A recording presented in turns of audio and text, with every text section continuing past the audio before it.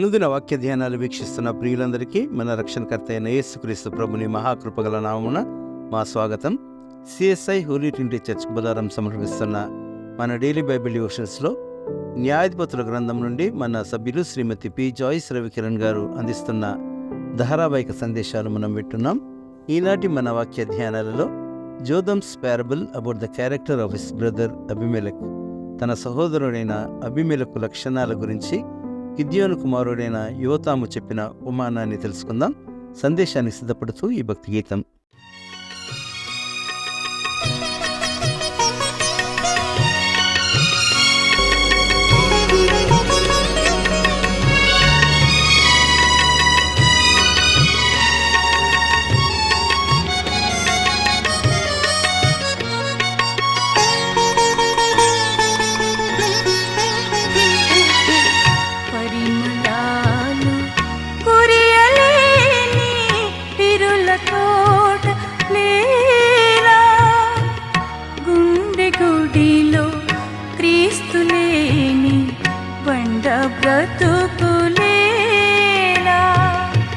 పరిమళాలు కురియలేని పిరుల తోట లేలా, గుండె గుడిలో క్రీస్తు లేని వండ బ్రతుకులేలా.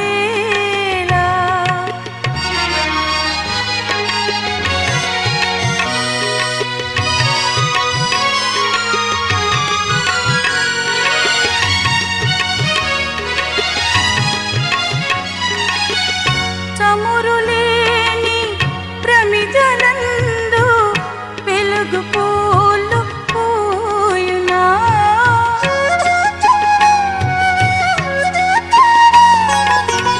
చమురులేని ప్రమిదలందు వెలుగు పూలు పూయునా, ప్రభువులేని హృదయ దీపం పరవశించి వెలుగునా, ప్రభువులేని హృదయ దీపం పరవశించి వెలుగునా, వెలుగునా. పరిమళాలు కురియలేని పిరుల తోట లేలా, గుండె గుడిలో క్రీస్తు లేని బండ బ్రతుకులేలా.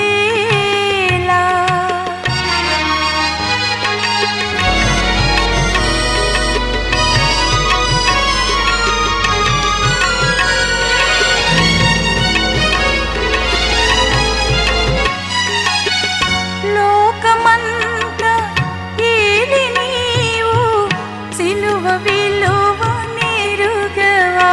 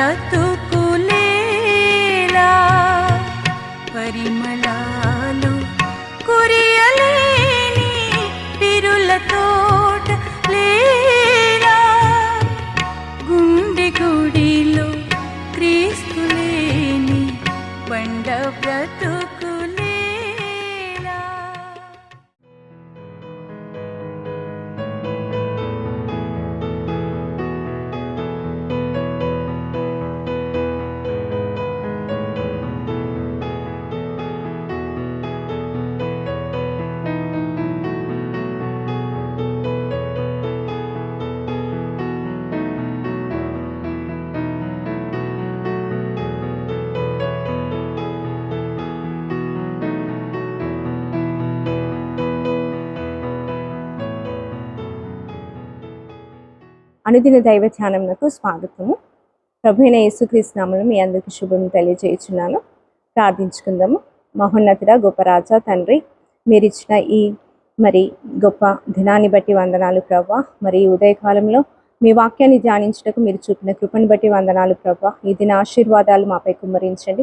వాక్యం ధ్యానించబోచుండగా తండ్రి మీ యొక్క జ్ఞానాన్ని మాకు అనుగ్రహించమని, వాక్యాన్ని సరైన విధంగా మేము ధ్యానించి అర్థం చేసుకునే భాగ్యాన్ని మాకు అనుగ్రహించమని యేసయ్య మీ బంగారు పాదాలను బట్టి బ్రతిమాలు వేడుకొంచున్నాను ప్రభా. ఆమేన్. ప్రియులారా, మనము అబీమెలెకు గురించి ధ్యానిస్తున్నాము. ఈ అబీమెలెకు గిద్యోను యొక్క ఉపపత్ని కుమారుడండి. ఈయనకి పదవీకాంక్ష ఎక్కువగా ఉంటుంది.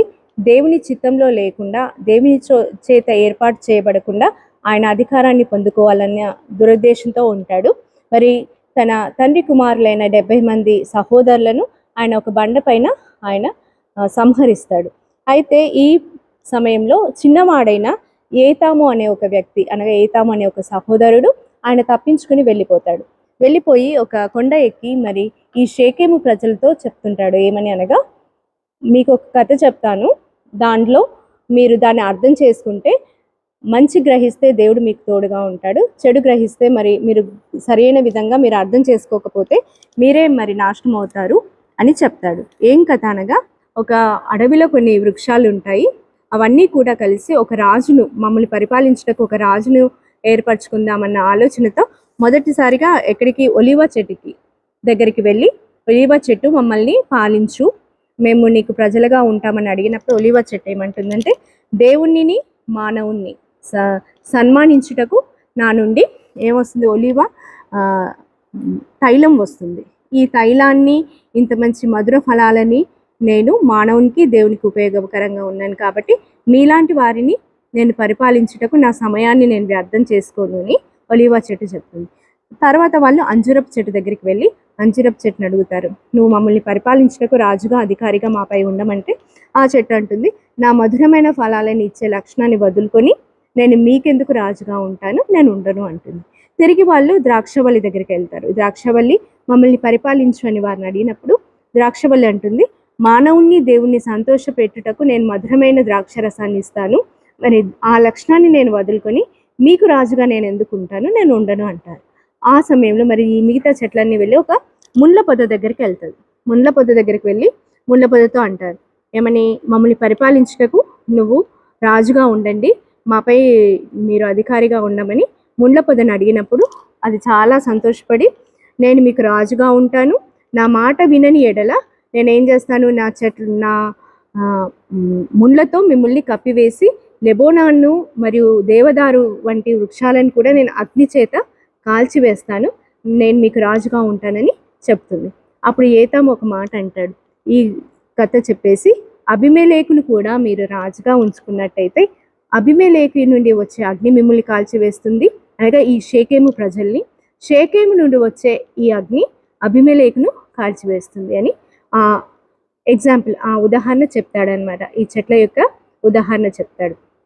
దాన్ని బట్టి వాళ్ళు ఈ ఏతాము చెప్పిన విషయాన్ని గ్రహించరు. ఏంటి అనగా, మేము ఏదైనా పర్వాలేదు, మేము అబీమెలెకునే అధికారిగా మేము అంగీకరిస్తామని షేకెము ప్రజలు అబీమెలెకునే వారి యొక్క అధికారిగా నియమించుకుంటారు. అయితే ఈ ఏతాము ఈ విషయం చెప్పేసి బేయేరు అనే ప్రదేశానికి పారిపోయి వెళ్ళిపోయి ఆయన జీవితాన్ని ఆయన గడుపుతూ ఉంటాడు. అయితే 3 సంవత్సరాలు చాలా బాగా కలిసి ఉన్న వీళ్ళు 3 సంవత్సరాల తర్వాత వారిలోనే అంతర్యుద్ధం స్టార్ట్ అవుతుంది.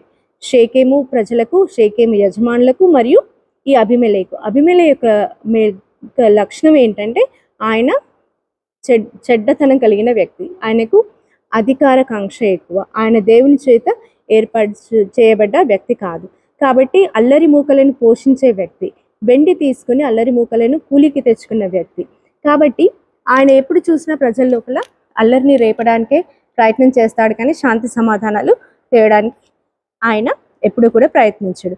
ఈ విధంగా షేకెము ప్రజలకు, అనగా షేకెము యజమానులు ఎవరైతే ఆయనకు ఆశ్రయం ఇచ్చారో ఆయనకు మరియు అబీమెలెకు అంతర్యుద్ధం స్టార్ట్ అయ్యి, వాళ్ళ నుండి ఏం చేస్తాడు, ఈ అబీమెలెకు ఒక కోటలో అందరినీ వేసేసి వారిని దహించి వేస్తాడు. ఏం చేస్తాడు, మంట పెట్టేసి చంపేస్తుంటాడు. ఒక్కొక్క విలేజ్కి, అనగా ఒక్కొక్క ఊరికి వెళ్ళేసి తేబేసు పట్టణము మిగతా పట్టణాలకు వెళ్ళి అక్కడున్న షేకేము ప్రజల్ని వారి యొక్క యజమానుల్ని కాల్చివేస్తూ ఉంటాడు. ఈ విధంగానే షేకేము వారు కూడా ఈయన యొక్క సైన్యాన్ని కాల్చివేస్తూ ఉంటారు. ఈ విధంగా ఒకరోజు ఆయన తేబేసు అనే ఒక పట్టణానికి వెళ్ళి ఒక గోపురంలో స్త్రీ పురుషులందరూ వెళ్ళి దాక్కుంటారు. ఆ గోపురానికి చుట్టూ కూడా మంట పెట్టే ప్రయత్నంలో ఈ అబీమెలెకు కూడా వెళ్ళినప్పుడు ఒక స్త్రీ తిరగటి రాయిని మరి అబీమెలెకు తలపైకి తోసివేస్తుంది పైనుండి, గోపురం పైనుండి. ఆ విధంగా అనేక కపాలం పగిలి మరి అబీమెలెకు చనిపోయడానికి సిద్ధంగా ఉన్నప్పుడు అంటాడు, ఒక స్త్రీ చేతిలో నేను మరణించడం నాకు అవమానకరం కాబట్టి ఆయన పక్కనున్న ఆయన సైనికునితో అంటాడు, నన్ను నీ ఖడ్గం తీసి నన్ను పొడిచి చంపేయమని చెప్తాడు. ఆ విధంగానే ఆ సైనికుడు చేస్తాడు. ఈ విధంగా షేకెము వారి యొక్క మంట మరి అబీమెలెకు చేసిన ఈ ఏవైతే కార్యాలు, ఏ దుష్కార్యాలు మంట వలె మరి షేకెము ప్రజల్ని దహించి వేస్తుంది. ఇక్కడ చూసినట్టయితే ఏతాము ఎవరైతే ఉన్నారో అనగా గిద్యోను చిన్న కుమారుడైన ఏతేము ఏదైతే ఆయన వీరి గురించి మాట్లాడాడో, షేకెము యొక్క మంట అబీమెలెకు యొక్క మంట మరి షేకెము వారిని దహించి వేస్తుందని చెప్పాడు. ఆ విధంగానే మరి ఇక్కడ జరుగుతుందండి. ఎందుకనగా గిద్యోను చాలా న్యాయవంతుడు, కానీ గిద్యోను చేసిన ఈ మేలును షేకెము ప్రజలు మర్చిపోయారు. ఆయన మిద్యానీయుల నుండి రక్షించుటకు ఇశ్రాయేలీల కొరకు తన ప్రాణాన్ని కూడా పణంగా పెట్టి ఉంటాడు. కానీ ఇశ్రాయేలీలు ఆయన చేసిన మేలును మర్చిపోయి ఆయన కుమారులను సంహరించిన అబీమెలెకు మరి వాళ్ళు సపోర్ట్గా ఉండి ఆయనను అధికారిగా మరి నియమించుకుంటాడు. ఆ అగ్నియే మరి వీరిని దహించి వేస్తుంది. ఎప్పటికీ కూడా మనము చెడును ఎంకరేజ్ చేసినట్టయితే, ఏదైతే మనము చెడును మనం ప్రోత్సహిస్తామో ఆ చెడే మన జీవితాలను కాల్చివేస్తుంది. మరి ఈ వాక్యాన్ని దేవుడు దీవించుగా.